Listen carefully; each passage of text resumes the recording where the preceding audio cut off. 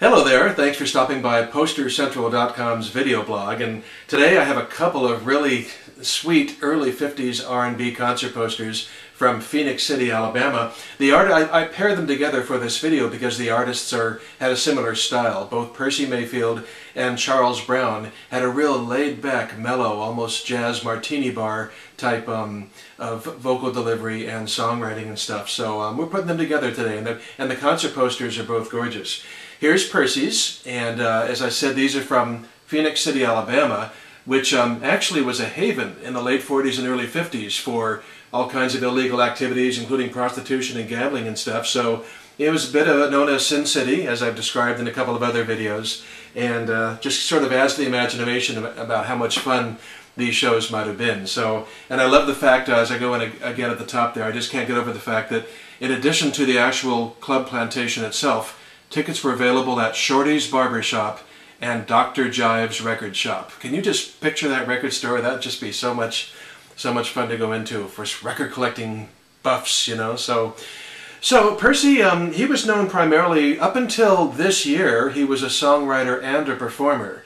And his biggest R&B penning, I guess you'd say, as in the biggest song he wrote, is featured right there prominently on the poster, "Please Send Me Someone to Love." Now that's one of those songs that's been covered by seemingly everybody, from Little Richard there in the 50s to Sade, modern day, you know, the mellow singer, from B.B. King to Fiona Apple. That's right, from the Grateful Dead to the late Jeff Buckley. They've all recorded it. Lots of other people. I could name off 20, 25 others. So it's a classic R&B song. And it was #1 in 1950. And again, it's so prominent on the poster because this is a 52 poster.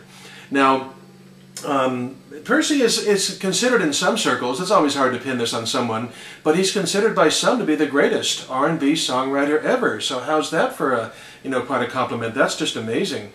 But he was a performer as well up until this year. This is from April of 1952. Sad to report that in September of 52 he was in a terrible car accident, and it really disfigured his face. He got a major scar in his face that plastic surgery couldn't remove, and he got immediately, of course, very self-conscious. I think he was in the hospital for like 6 months. It was a major accident, and his performing career was effectively ended later this year in 52. But he kept the songwriting chops up, because of course you can do that in a studio with nobody looking, and he brightened his scene somewhat, but he was always a very downbeat, downcast songwriter. He had song titles like "Life is Suicide" and "The River's Invitation." He was a very downcast. It's said he wore his feelings on his sleeve, but well, I guess when you're looking for love and you're downbeat and everything and broke and stuff, that turns into real blues for sure. But he did write an upbeat song, "Hit the Road, Jack," for Ray Charles, which was a hit in the early 60s. And of course, when I say upbeat, I mean in tempo. I don't know how much upbeat there is about, get out of here, hit the road, Jack. So that's Percy Mayfield. I just love the green and red colors. It's a tour blank, of course. I've never seen this exact poster from another date or venue. And a nice collection of song titles over there. And just a lot of R&B hits represented by this poster. Same thing with the next poster, Charles Brown. Interestingly, this one has the venue info in pencil instead of printed in. You can just barely make it out there, but it says the same thing as most of these others. There's a dance, there we go, a little better angle, at the Club Plantation, and tickets are $2. And I'm trying to think, Shorty's Barbershop and Dr. Jive's Record Shop, they're all on there. But nice yellow and red poster for Charles Brown here, really sweet. With he again performed in the same style as Percy. He's just really mellow and everything. And Charles went on to more recognition than Percy was able to garner. He's a member of the Rock and Roll Hall of Fame, which is cool. And he received the National Endowment for the Arts National Heritage Fellowship. That's quite a mouthful on the trophy. And the W.C. Handy Award, which is a famous blues award, of course. And he's he's a blues pianist and singer-songwriter with a very blues club, slow style. Some would say put you to sleep, but no, if you're in the right mood, it's just the perfect stuff. And he was based in Los Angeles, and when Nat King Cole and his trio was in Los Angeles, they sort of owned the crown as kings of that genre. But then Cole got nationally famous and hit the road, and Charles Brown sort of took over that mantle in Los Angeles as a member, by the way, of the Three Blazers. And he actually had like 9 top 10 hits with the Three Blazers. Then he went out on his own as a solo artist. So these R&B guys really, really mix things up. But on his own, as you can see here, I just really love the fact there's so many song titles down there. First of all, the Smarties. I didn't research it. I guess that's obviously who he performed with. But you can see the song titles there. They include his top 10 hits from 49 to 1951 there. And that includes his first hit, Get Yourself Another Fool, 7 Long Days and Long Time. Those were big top 10 hits.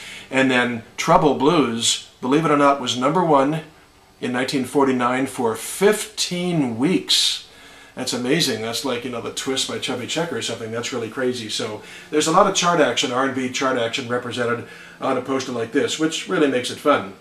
So, and then Charles Brown, when rock and roll arrived, mid-decade, 55, 56, his style didn't hold up too well, and he sort of faded from the scene.